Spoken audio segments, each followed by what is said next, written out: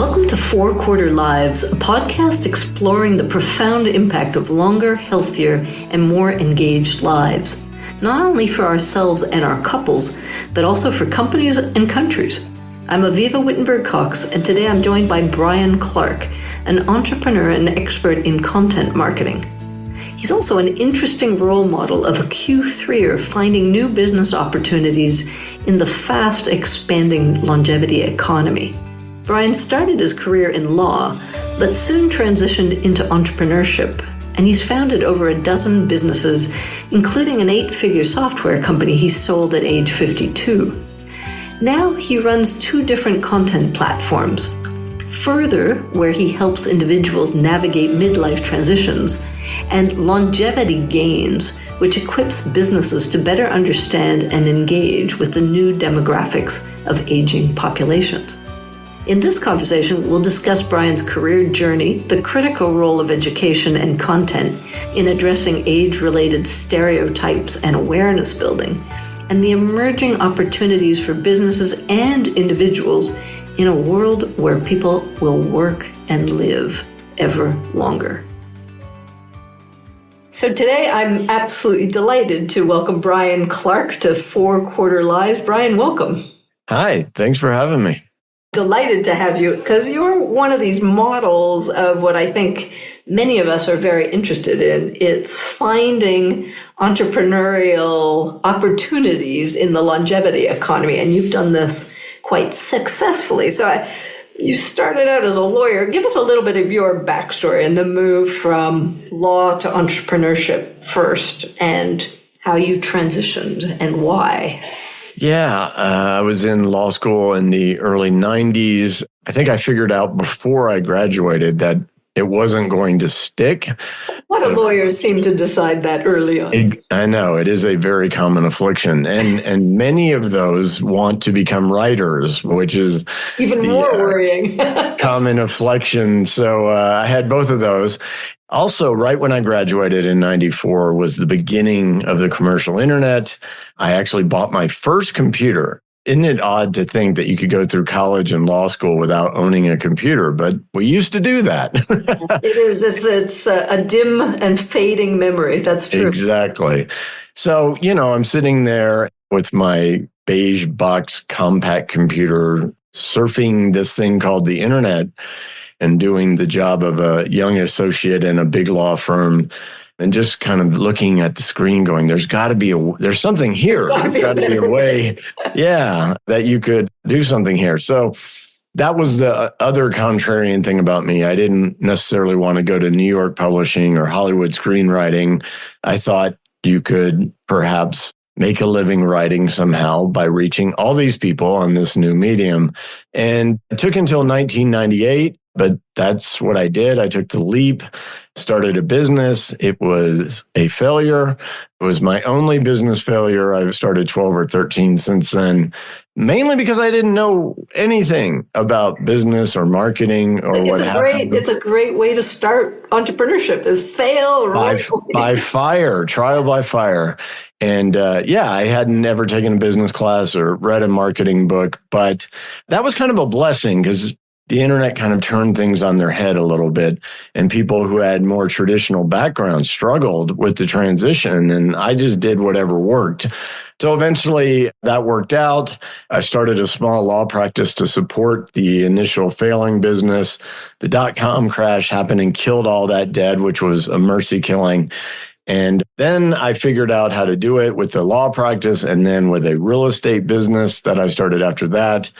7 years go by and you see the emergence of commercial or professional blogging, people trying to make money with their writing on the internet like I had done 7 years earlier.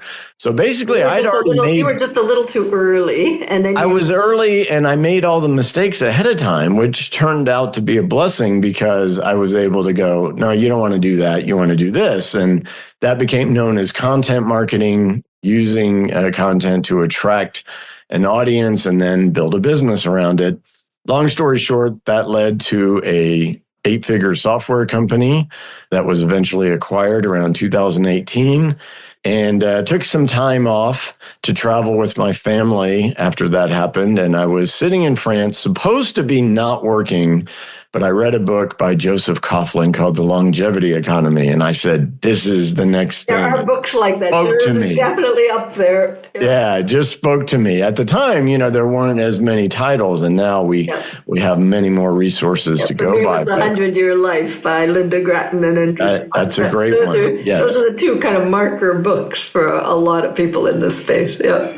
Right. So that's when I decided to start Further, which is aimed mainly at people my age. What's your age? You got to share that then. 57, so 50 plus Gen Xers, basically, because I see the transition we're dealing with retirement being pushed back or not affordable due to a host of factors, beyond the fact that it's really hard to save enough money to live for 30 years without working. Yeah. And I see the longevity economy ultimately as a positive thing, but transitions are always rough and they're messy.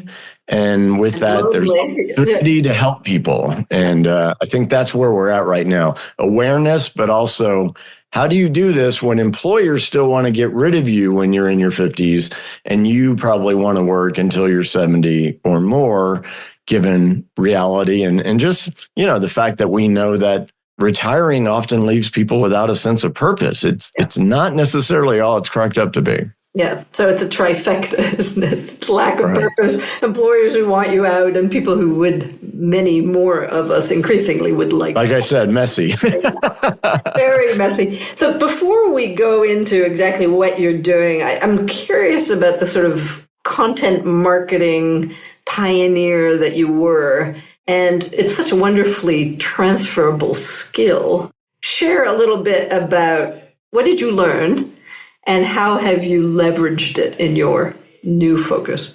Yeah, the fortunate thing for me was the first marketing book that I actually read was called Permission Marketing by a guy named Seth Godin, who became a friend and mentor to me later.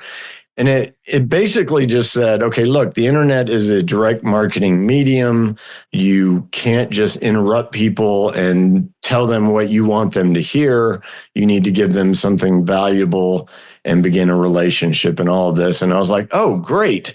So that just set me on my path to learn copywriting and principles of direct marketing, but they had to be applied in a different way online. And creating valuable, informative content turned out to be the best way to gain people's attention, but then ultimately bring them along to where they trust you and they realize that you can help them solve their problem. Now, digital marketing is synonymous with content. There's no one that doesn't use content in some way, because ultimately it doesn't really work unless you're just competing on price, and that's a race to the bottom, right? So this didn't even have a name when I started trying to teach it to people. By 2008, it did, and now it's $50 billion industry. It's remarkable.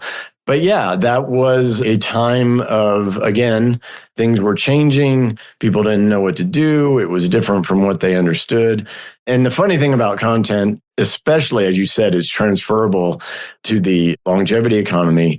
All the businesses I started were really a shift away from the status quo. And educational content really works great in those situations. Well, what are we facing now? Stereotypes, misconceptions, ageism. All of this needs to be disrupted with education, even to older people themselves, who are often especially to older people, the worst attitudes about themselves. But we know you live 7.5 years longer if you have positive attitudes about aging, right? So this is more than just making money.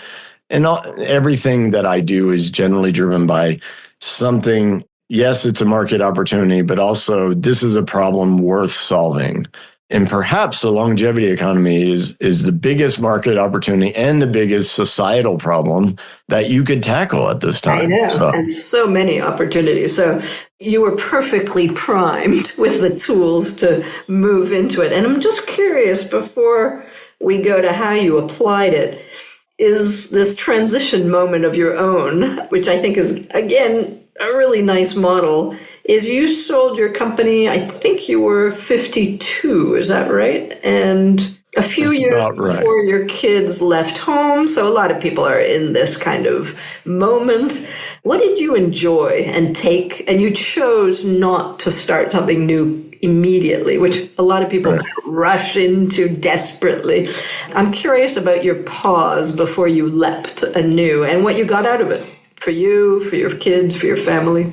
Yeah, one of the motivations to sell, we were at this point where we were making $12 million a year. And people will tell you, and it's absolutely true, that if you're going to grow from that point, it's just as easy to get to 100 million as it is to 20, because you're in this really difficult spot where profit starts going down and expenses go up. And it's one of those moments. And we had never taken investment money. Everything was completely bootstrapped. So it was either take the private equity, do the dance with the devil, give up the next 5 years of my life trying to get to this huge number. And then I just looked at the situation and I said, my kids are going to be gone in 5 years. And do I really want to sacrifice this? But also, as you pointed out, I had just passed that threshold of 50 where what's important to you becomes very clear.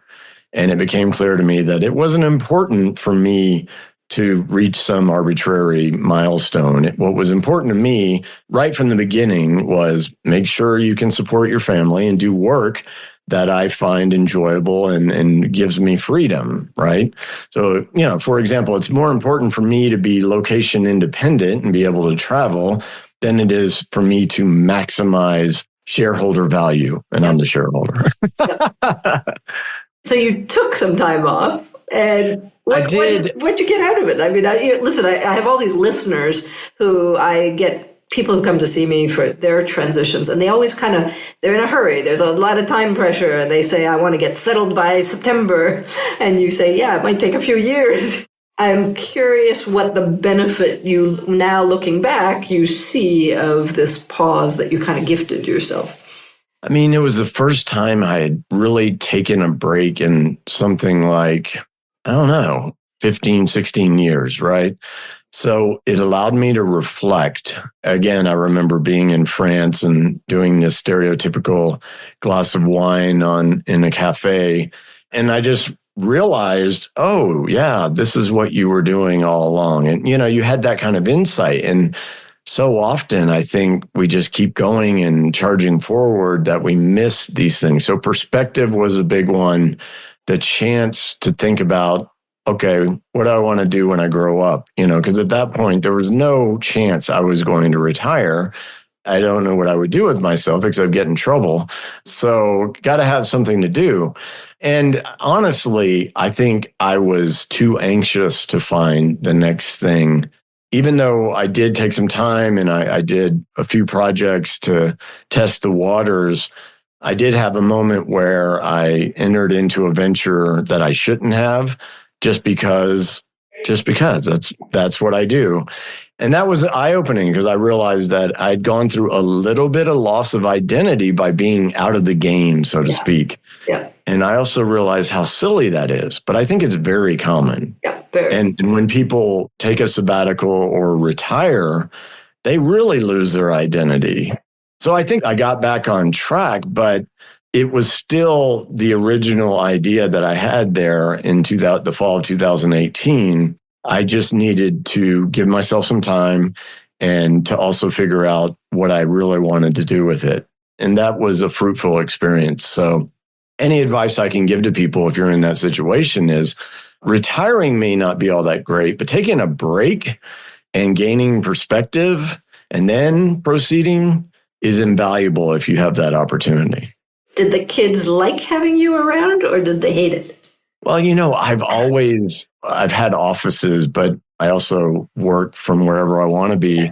So they grew up with me around. Now, sometimes I wasn't present. Now, that's a different thing. Yeah. I was always around, but I did become more present. They didn't notice the difference. Yeah, well, then they noticed that Dad was paying attention closer. But yeah, my relationship with them is just at an all-time high, even as they're young adults. And that's important. That's what was most important to me. So interesting investment. Okay.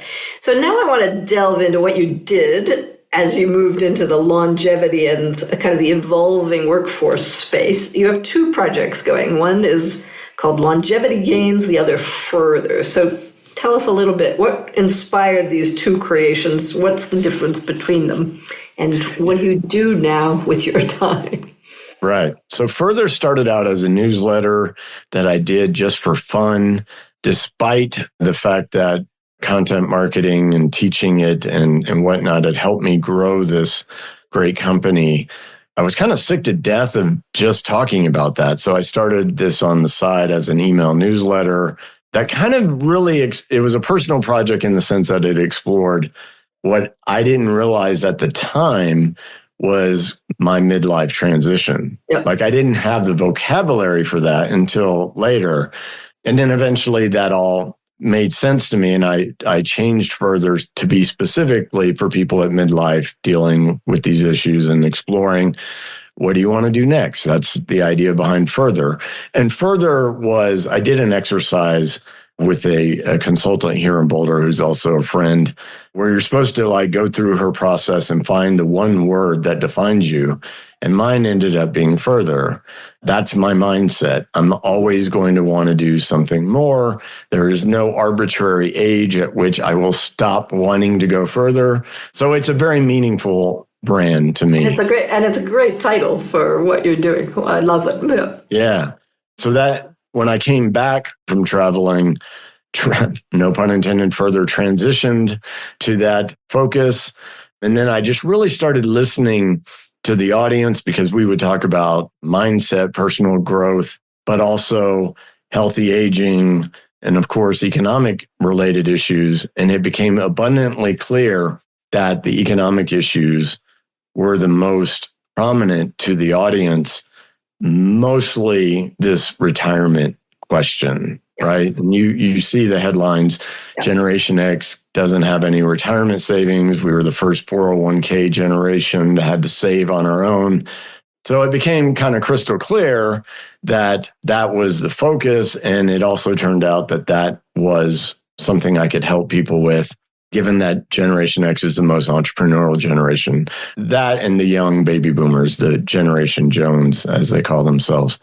So that all kind of, by allowing time and listening to the pain points that people had, that was able to come into focus for me.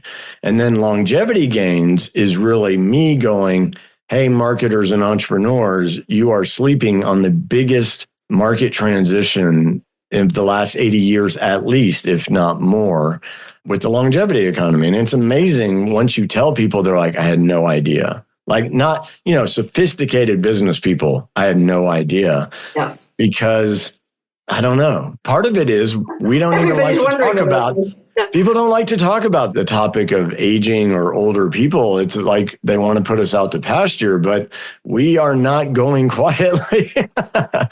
So those are the two projects. And Longevity Gains was really motivated by, in the early years when I was teaching or pioneering the ideas of content marketing, there were others in this little ecosystem, and we all collaborated more than we competed, even though we were separate companies and projects. And that's very useful when you have what's essentially a movement away from the status quo. You need voices. And of course, the anti-ageism community is strong and growing. But they have, there's a slightly different, we're on the same side until a certain point, because of course one is activism and the greater good, and one is ultimately a business venture. I think the market forces are powerful in changing attitudes, right? The entire youth culture that has taken control of marketers and advertisers was created by marketers. Our modern conception of retirement was created by marketers. And I share all of this in the materials at Longevity Gains because I'm like, this is eye-opening. Number one, marketing is not some necessarily evil thing. It can change the world, and let's do it for something good this time. That's my message.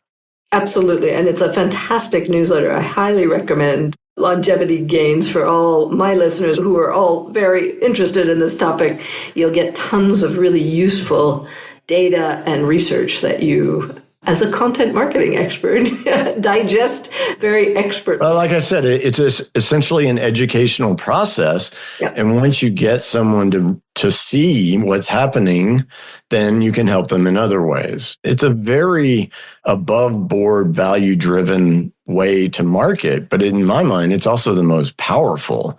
You're not necessarily sacrificing anything. You're actually doing better because people trust you to be straight with them. And it's pretty authentically your own experience that you're plunging into and sharing and learning Absolutely. in order to, which is a good base of credibility.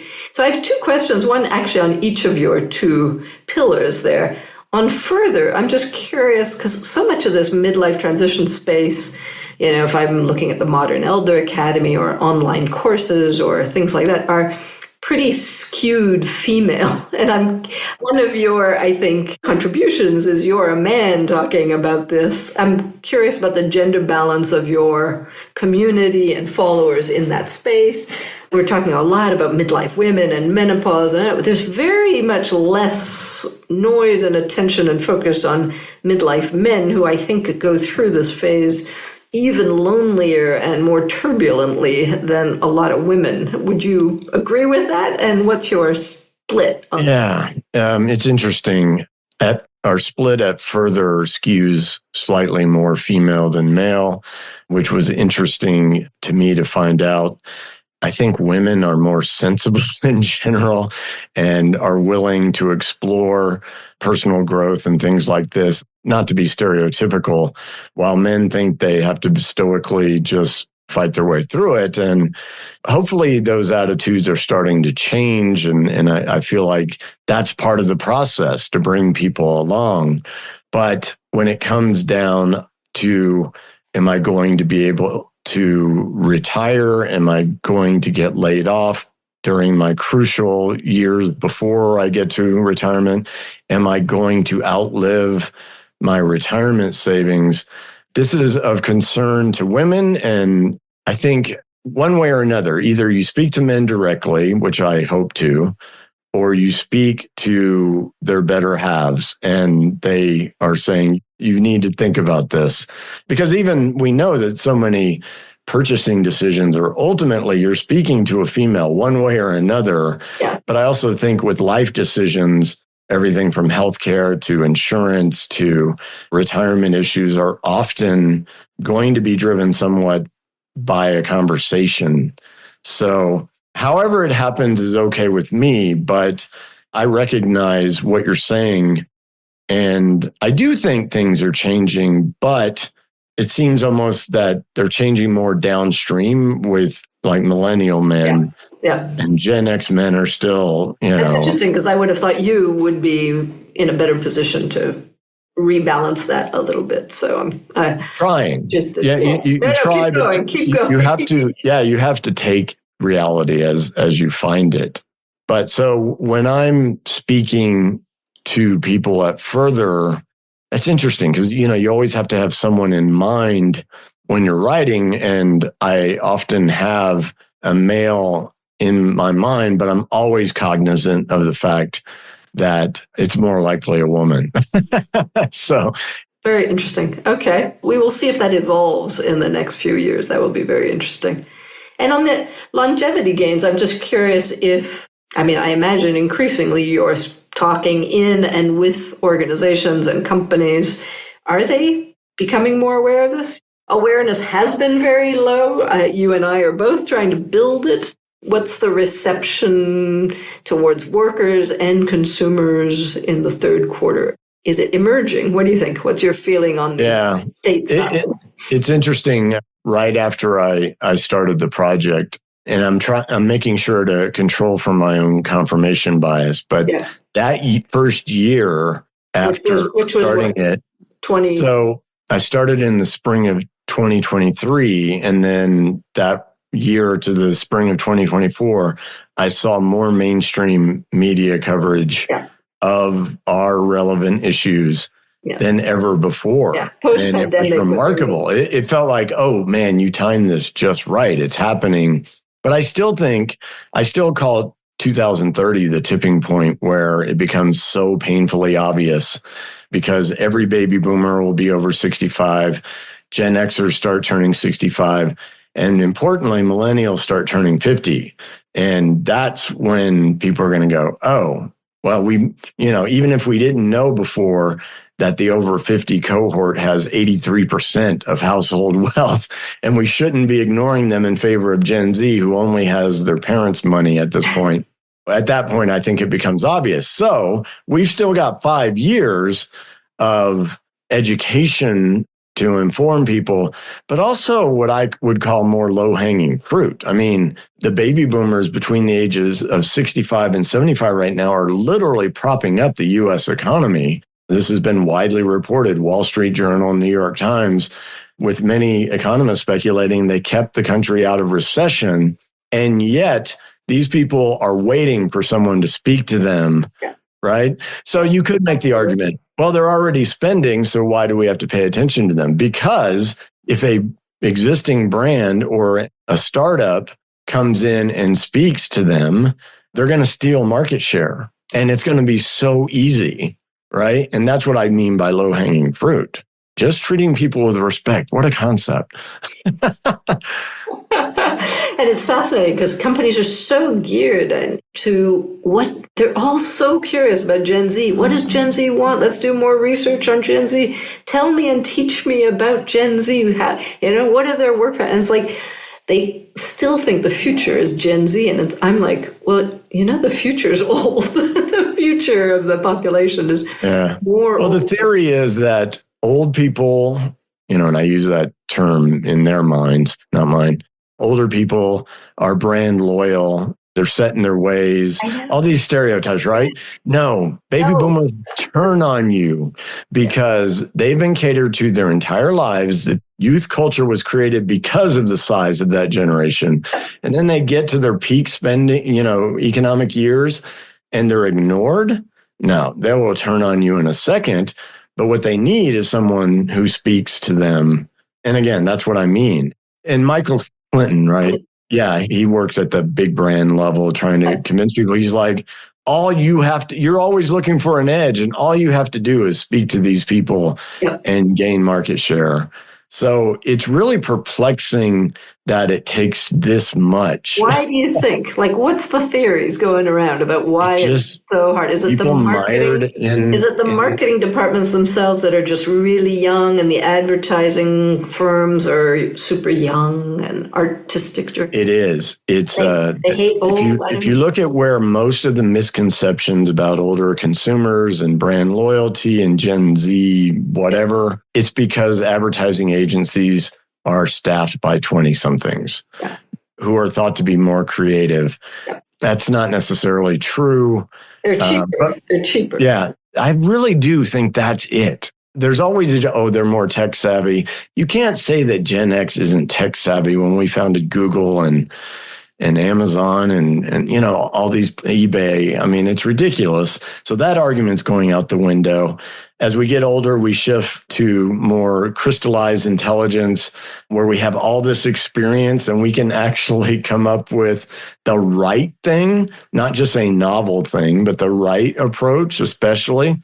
And the interesting thing to me, which I don't find completely surprising, but it was interesting to see it come through, almost everyone that reads Longevity Gains is over the age of 50. Right? Because they have to work longer. So they're like, well, I can speak to my own people and keep going. But everyone should be interested, if you're in the business of making money, to talk to the people who spend and have the most money.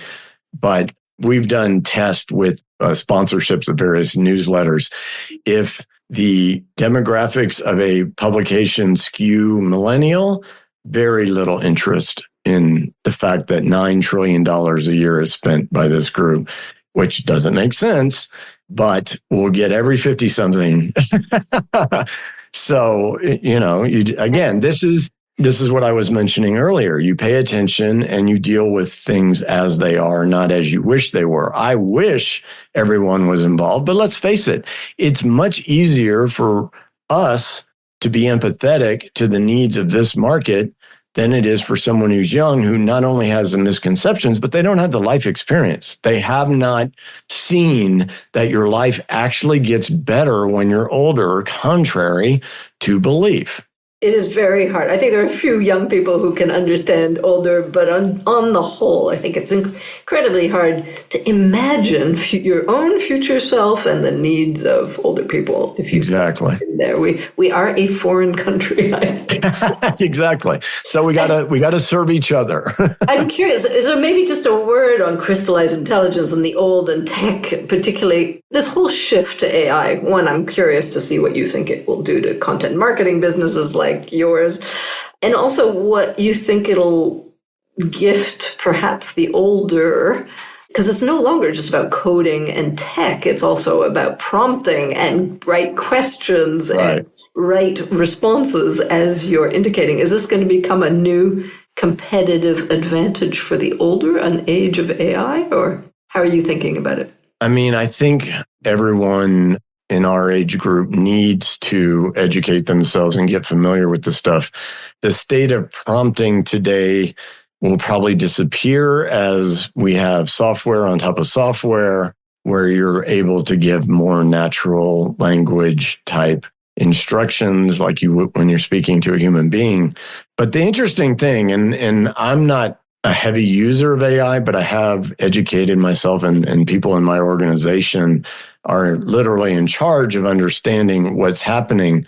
But besides the AI bros on LinkedIn who don't really even understand marketing in the first place, they just see this tool that can spit out content, and content is not marketing. Content that can behave as marketing still has certain elements in it that take a point of view and an understanding of values and worldview of your prospect and all that. If you understand that, AI can help you out a lot as a tool. But the problem is most people don't understand that core thing, that the human element that you have to have in the first place. And so they end up with junk, and we just have more noise and less value. So the main thing, though, the dangerous thing is to say, oh, AI makes mistakes and it's dumb and it's not going to last. No, it's here. It's getting better every day. I don't know what the world's going to look like in 5 years from that regard, but I do know that someone empowered with AI can do things that someone without it can't do, or at least not as efficiently, right? So it's an important tool. So anyone in their 50s, early 60s right now needs to dive in and understand it, even with the realization that, okay, these tools are going to get better and I don't have to write these crazy prompts probably in the near future. Okay. Now, my last question is just around the name of longevity gains. We had a little conversation about the word and the term longevity and its relationship to, how sexy is it? Do people understand it? Does it attract? Is there better words? And how are you thinking about it? You chose it. So did I. I've done a lot of things under that word. Right. I run a program called Longevity Leadership. What do you think about it? And is it going to stay trendy, or is it going to kind of evolve and disappear? Yeah, that's such a great question. So back, I started teaching people what became known as content marketing in 2006. A friend of mine, Joe Polizzi, actually coined the term content marketing, and then he convinced me to use it, even though I didn't like it. But I agreed because I looked around and the momentum was there, and you can either fight City Hall or you go along with it and make it your own. So I feel like I made a decision the same way. Again, Coughlin's book, The Longevity Economy, U.S. News and Reports used the term longevity economy for their mega trend of the shift to an older society. And Michael Clinton calls it the new longevity. It had momentum. And if something has momentum, it has recognition, and recognition makes your job easier. So longevity gains is a little bit of wordplay. Some people look at it and they may think that means healthy aging or life extension or something, but the gains means profit, which I thought was less crass than saying profit. But yeah, so I tried to make it my own, but I think the term has legs, and yet I feel like I understand where you're coming from, because when you really look at it, even in longevity medical research and anti-aging research and all of this, it's health span that we're trying to, it's what matters. Yeah. Healthy life expectancy is healthy consumer spending, in my mind, as an equation. It's not how long you live, it's how long you live well. Yeah. Because that means you're an active participant in the workforce, in society, what have you. So in a way, we've already evolved beyond our own terminology, and yet I think it's going to stick because people understand generally the concept of longevity. When you tap onto the word economy, they're like, oh, so they're trying to figure out necessarily what that means. And then that gives us open the door to the educational process. And that's all you need, right? Yep. So that's my theory behind it. And so far, it seems to be sticking. But intellectually, I know it's not actually the best term. It's not the greatest word in the world, but we're going to use it. We're going to keep opening those doors. Brian, I want to thank you so much for, one, being a role model of what we really want people to use their Q3s to do, is to transition, to find new opportunities, and to build new services into this longevity economy that you've done so well. So I think you're going to inspire more than one listener. Thank you very much for your time. Well, the same is true for you. So thank you very much for having me. This is so much fun to talk to you. And we will follow you and stay posted on next steps and see how much gains we can mutually make from Exactly. Thank you. Thanks, Brian. Talk to you soon. All right. Bye-bye. Bye-bye. For more thinking about the impact of our 4-quarter lives, you can read my column at Forbes and subscribe to my Elderberries newsletter on Substack. Let's design lives that aren't just longer, but better.